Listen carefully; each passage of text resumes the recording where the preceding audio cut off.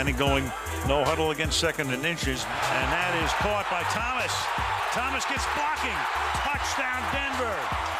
400 career touchdowns for Manning, and this one a beauty. Definitely feels good. It's special. I definitely will say it's special.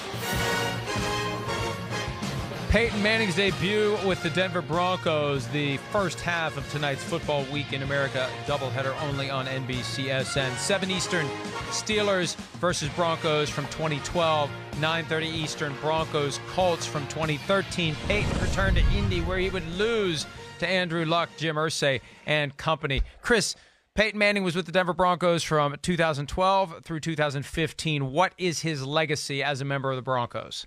Well, I think he's, a Bronco all-time great. I almost look at it like John Lynch a little bit, to go like, here's a guy that was great, at another franchise and came to another franchise late in his career and continued his greatness there as well. So, yeah, Peyton Manning, again, correct me if I'm wrong.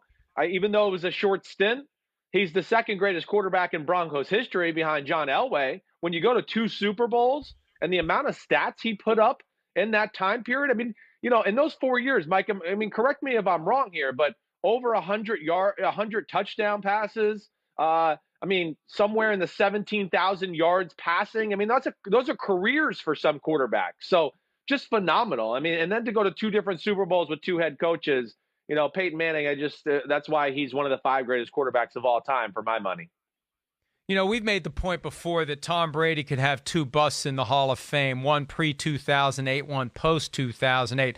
What Peyton Manning did 4 years in Denver, it wouldn't be enough for its own Hall of Fame bust because it's only 4 years. But my goodness, a Super Bowl win, a Super Bowl appearance, single-season passing yards and passing touchdown records in 2013. It was a special 4-year run for him. And the irony is he got that walk-off Super Bowl with an arm that had deteriorated to almost pop gun status, but he still was able to get it done. Now, look, I think Brock Osweiler could have quarterbacked the Broncos to a win in Super Bowl 50, but Osweiler couldn't have gotten him there. It was the Steelers, not that regular season game, but the playoff game in 2015. I think Peyton Manning saved their butts on many occasions, getting the offense into the right plays, making the right throws and the right decisions at the right time to overcome the Steelers and lay the foundation for the Super Bowl victory. Yeah, well, I don't disagree with you there. You're right. Peyton Manning in the last year of his career, he wasn't that good. He really wasn't. It's okay, though. I also look at it as like karma or justice.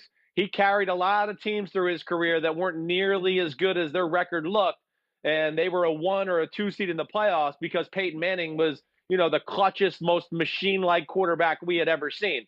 Peyton Manning, hey, he's phenomenal. I'll always say it, whether it was at Tennessee in college or his NFL career. I loved watching him.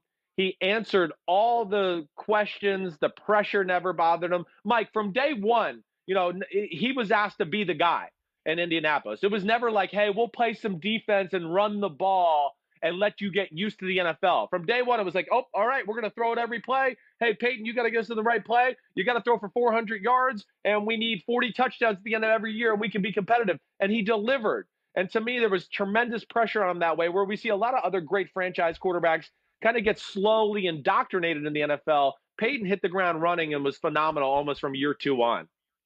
He set the single-season interception record for rookies in 1998, but by 1999, they were legit. That's when the window opened, and it was open for him every year of his career except for 2011, the year that he didn't play at all because of the quadruple neck surgery. Hi, I'm Mike Tirico, and thanks for watching. Make sure to hit subscribe for the latest news and highlights from NBC Sports.